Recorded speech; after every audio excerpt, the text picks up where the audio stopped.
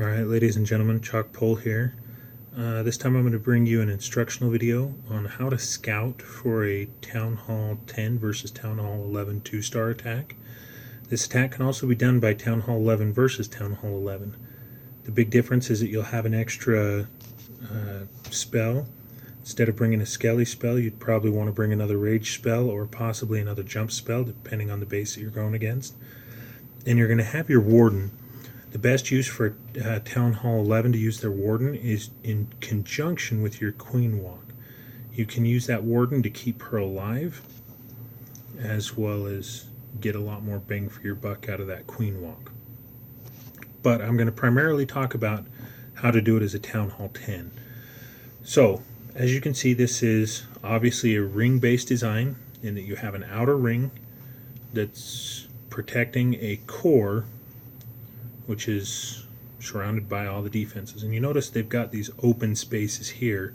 That's to try and prevent your Valks from making it into the core. And a lot of people, what they'll end up doing is they'll end up circling the base and dying before they ever make it to the core.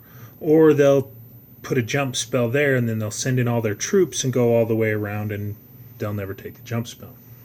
So what I want to talk to you today is how to get your troops into the core, secure that Town Hall and that 2-star, and how to do it from a Town Hall 10 standpoint. Now if you notice, this is not a lightweight Town Hall 11 base. This is a high weight Town Hall 11 base. He's got most, if not all, of his defenses upgraded, and his walls are a little bit low, but they're not that big of a deal on a ring base anyway, because you've only got to get through one level of them. So, first things that you really need to be aware of are your air defenses. You need to plan your Queen Walk so that as she goes one direction or the other, that she's not having her healers destroyed by the air defenses. So, if you were to take your Queen Walk and go this direction, for example, your Queen would get that air defense, and you'd never have to take your Queen inside the wall. You could just start walking her down that side, and she would go right through and never need to go inside the wall. However, if you were to Queen Walk down this side, the Queen will not get that air defense, and so you have to go inside the wall in order to get that air defense. Next thing that you need to be aware of is your Infernos, because your Queen will not survive against Infernos very long. So ideally you want to just avoid them at all costs. So when you're planning your attack, you want to be aware of those things.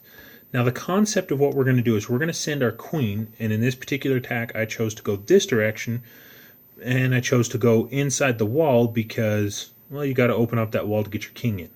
So you'll send your Queen down that side, and then you'll send your king down this side, and then what that does is that clears all of those buildings so that when you put the jump spell right there, that expo now becomes the closest building to where you're going to deploy your Valks, and they'll go into the core.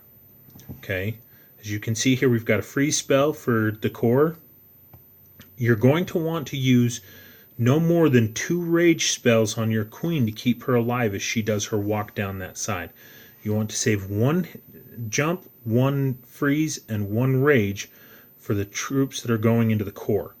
So, in my clan castle, I have 4 Valks and 3 Barbarians. I'll send those with the king as they go down one side. The 12 Valks that you see there are just for going in. The giant there is for tanking for the wall breakers. Send in your giant, make sure that defenses start targeting him, and then send in your wall breakers. That 1 loon comes in handy sometimes when you've got, for example, an archer tower that's shooting one of your baby dragons. You can send that loon in. Sometimes you can use it to help pull the CC and get them towards your troops. It can be used in a variety of situations, or you can just leave it out and take another troop. That's up to you. But let's go ahead and watch this attack and see how it goes. I'm going to speed it up just a little bit. Alright, so we've got the Queen going down.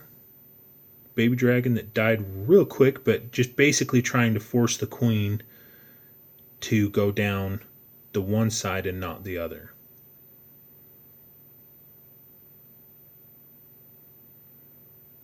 Send in the giant tank.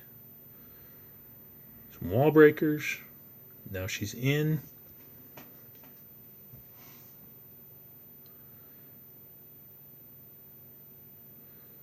Now that she's going around, try to keep her up. So that's where if you had your Town Hall 11 Warden with you, you could have used the Warden's ability and saved the Queen's ability for later. Now as you see, King goes in, send the Valks. It's now open up, so that Expo is now the closest spot. Kill your troops, use your freeze. Say goodbye to the core. And the core's gone. So at Town Hall 11, if you brought another jump spell, you could use that jump spell to get out the other side. So all in all, this was not a fantastic raid, but again, it was found while raiding, and I had 30 seconds to plan it out. So that's the attack in a nutshell. That's how you scout it. A couple of the things you're going to look for. And in the next video, I'm going to show you a couple replays from a war attack where you have much more time to plan it out.